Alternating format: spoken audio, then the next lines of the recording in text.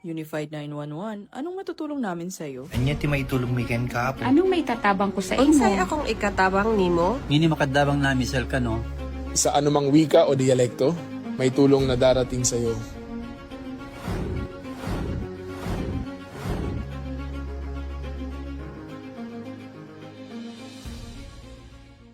Lilingkod sa bawat Pilipino at magbibigay ng tamang impormasyon para sa tahimik at maayos na Pilipinas. Police News Network, alagad ng batas, tagapagtaguyod ng balitang pulis, sandigan ng mamamayan, patnubay ng katotohanan.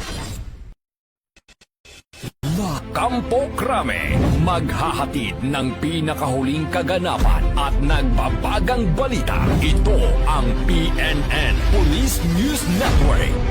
At ngayon, ang inyong mga tagapagbalita.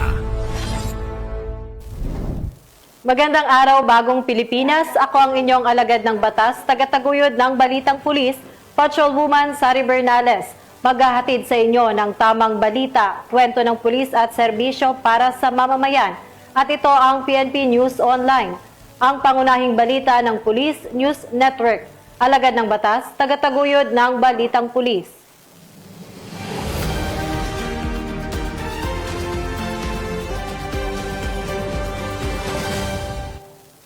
Ngayon po ay araw ng linggo at narito ang mga balitang nakalap ng ating PNN correspondents sa linggong ito.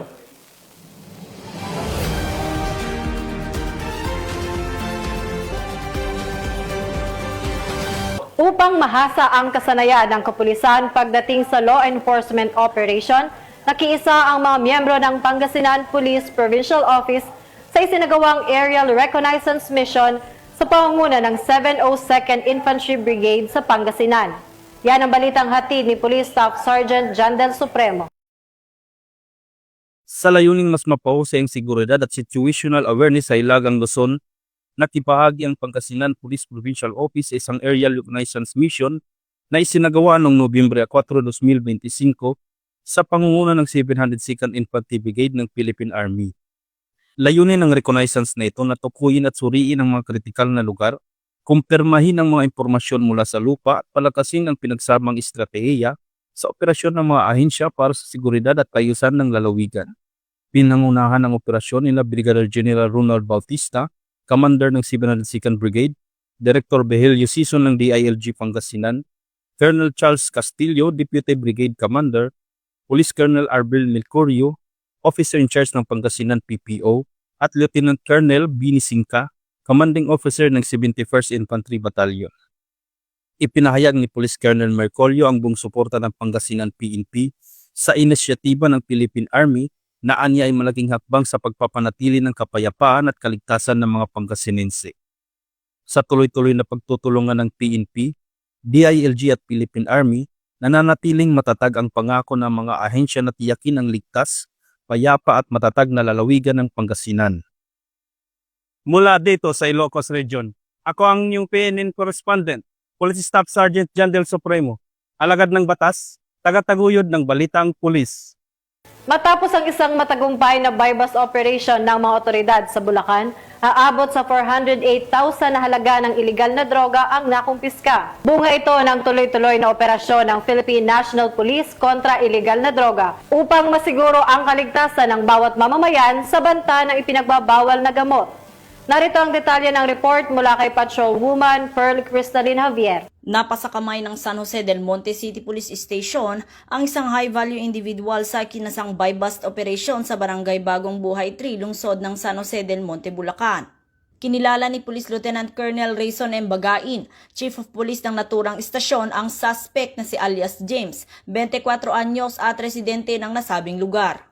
Na-recover mula sa suspect ang 12 pieces heat-sealed transparent plastic sachet na hinihinalang shabu na may timbang na 60 grams at tinatayang nagkakahalaga ng 408,000 pesos, isang caliber 45 arms core, isang magazine, 2 live ammunition at 1,000 peso bill bilang buy-bust money.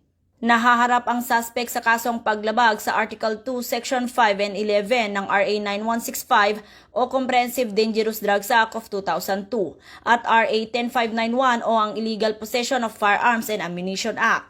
Patuloy ang Bulacan PNP sa pamumuno ni Police Colonel Angel L. Garciliano, Provincial Director ng Bulacan Police Provincial Office, sa mas pinaigting na mga operasyon laban sa ilegal na droga at iba pang uri ng kriminalidad upang mapanatili ang kapayapaan at kaligtasan ng buong komunidad. Mula dito sa Bulacan Police Provincial Office, ako ang inyong PNN Correspondent, Patrolwoman Pearl Cristalin Javier, alagad ng batas, tagataguyod ng Balitang Pulis. Babaeng tinaguriang Regional Most Wanted Person may kasong 2 counts of illegal recruitment, huli ng mga tauhan ng Dasmariñas PNP. Bahagi ito ng walang humpay na operasyon ng PNP kontra wanted person. Patrolwoman Urbano, ibalita mo. Naaresto ng pulisya ang isang babaeng kabilang sa listahan ng Regional Most Wanted Person sa isinagawang operasyon ng Dasmariñas Component City Police Station sa Calamba City, Laguna. Kinilala ng mga otoridad ang suspect bilang si alias Karen, residente ng Dasmariñas City, Cavite. Naaresto ang suspect sa bisa ng warrant of arrest para sa 2 counts of illegal recruitment. Samantala, sa isang pahayag, sinabi ni Police Colonel Ariel R. Red, Acting Provincial Director ng Cavite Police Provincial Office, na ang matagumpay na operasyon ay patunay ng walang humpay na dedikasyon ng kapulisan sa pagtugis sa mga wanted na individual.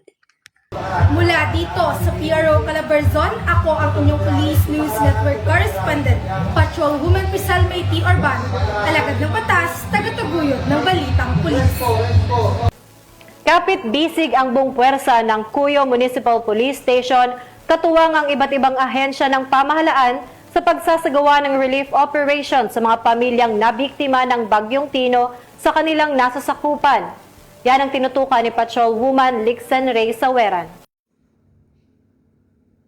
Nakiisa ang mga tauhan ng Cuyo Municipal Police Station sa isinagawang relief operations para sa pamilyang apektado ng Bagyong Tino nito lamang ika-4 ng Nobyembre taong kasalukuyan sa bayan ng Cuyo, Palawan. Kabilang sa kanilang mga ginampanang tungkulin ang pagtulong sa transportasyon ng mga food packs at pagbibigay ng seguridad upang matiyak ang maayos at ligtas na pamamahagi ng tulong sa mga evacuees. Sa kanilang dedikasyon sa pagpapanatili ng kapayapaan at kaayusan sa mga evacuation site, tiniyak ng Cuyo Municipal Police Station na lahat ng pamilyang apektado ay agad na makatanggap ng kinakailangang tulong. Ipinakita ng kanilang pagkakaisa at malasakit ang matibay na paninindigan ng kapulisan sa pagtugon ng tawag ng tungkulin at sa pagbibigay ng makataong serbisyo lalo na sa panahon ng sakuna.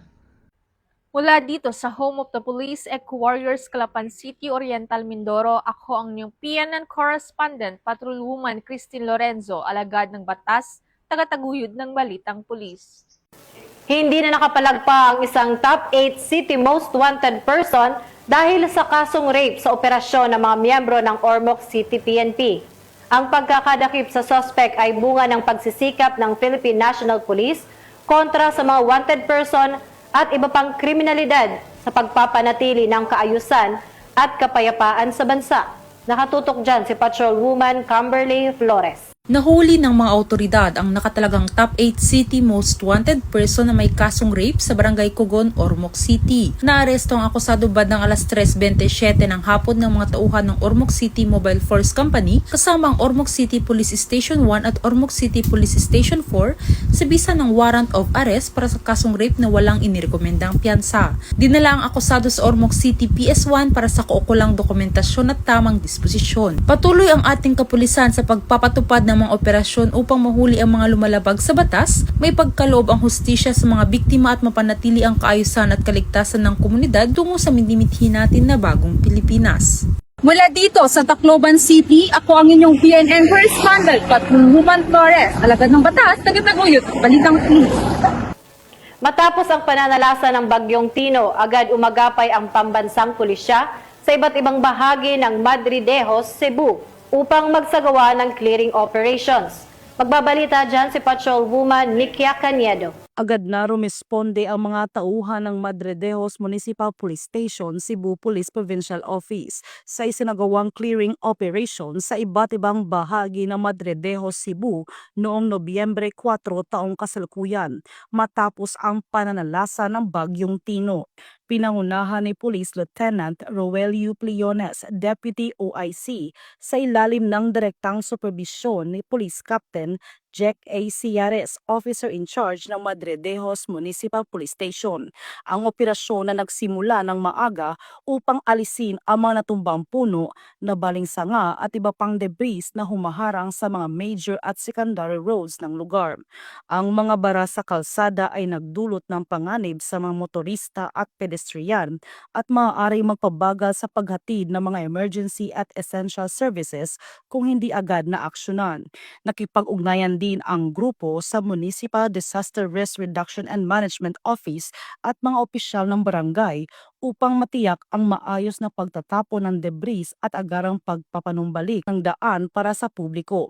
Bahagi ito ng disaster response at public safety efforts ng Madredejos Municipal Police Station na nagbibigay diin sa kahalagaan ng maagap na aksyon, pagtutulungan at serbisyo sa mamamayan lalo na sa panahon ng kalamidad. Mula dito sa Cebu Police Provincial Office, ako yung Police News Network Correspondent, Patrolwoman Nikia Cañedo, alagad ng batas, tagataguyod ng balitang pulis.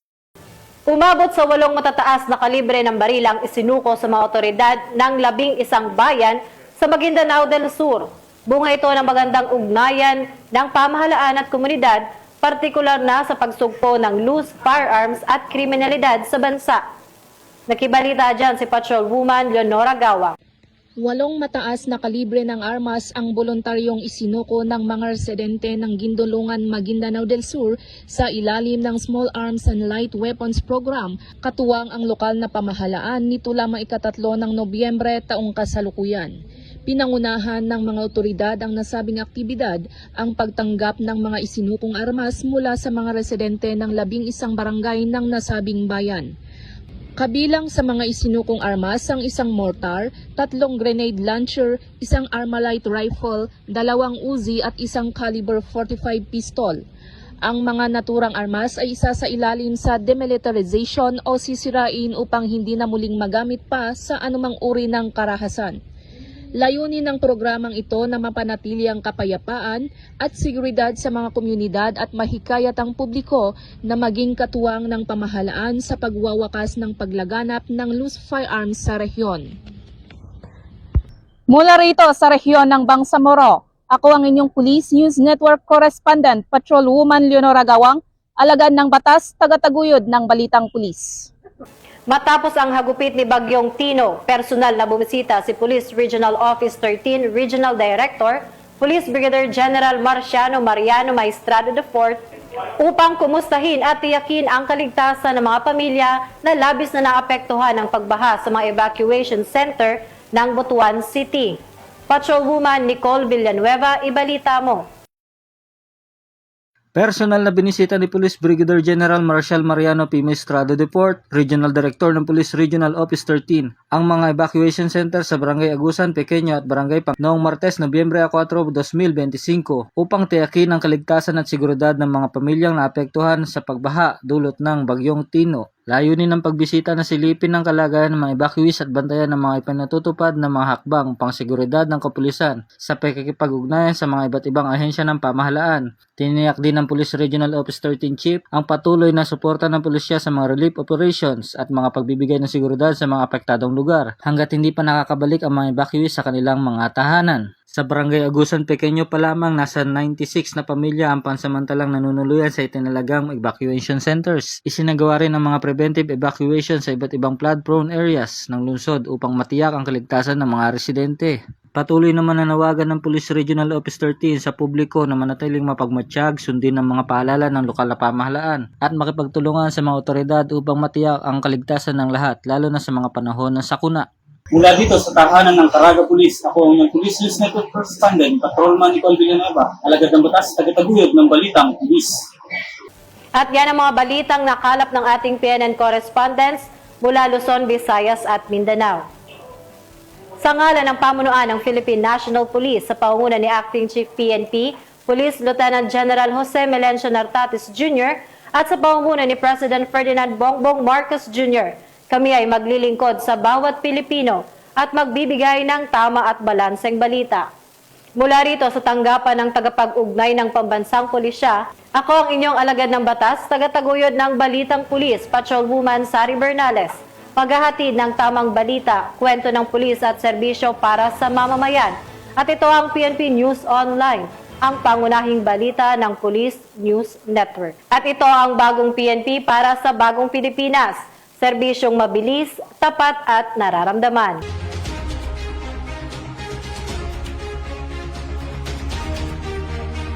Police News Network, alagad ng batas, tagapagtaguyod ng balitang pulis.